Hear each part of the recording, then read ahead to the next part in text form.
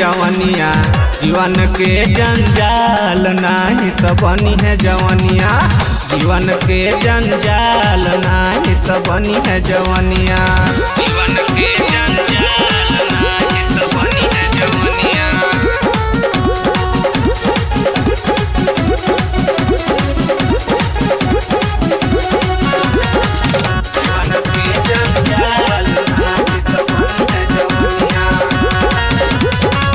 ऐसे जे घूमबू तू कहर बजरिया, रूप देखी बूढ़ा वो भी मारी हो नजरिया, मारी हो नजरिया। ऐसे जे घूमबू तू शहर बजरिया, रूप देखी बूढ़ावा भी मारी हो नजरिया। कहना न मानबू तो हो,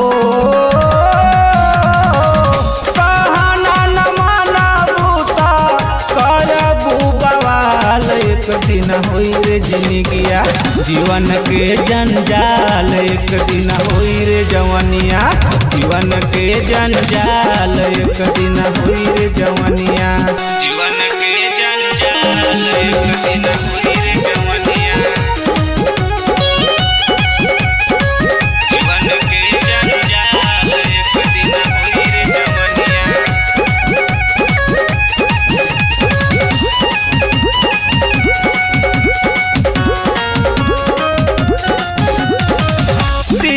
भर मोबाइल से खूबे बतियावेलू, कई गो यारावा के नंबर मिलावेलू, नंबर मिलावेलू।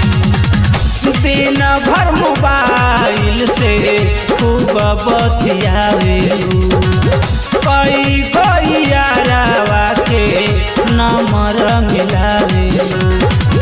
केहू फोन करे रोजा हो, केहू फोन करे रोजा, केहू मिस काल, एक दिन बनी रे जवनिया, जीवन के जंजाल, एक दिन बनी रे जवनिया, जीवन के तोर काल, एक दिन बनी रे जवनिया, जीवन के तोर काल, एक दिन बनी रे जवनिया।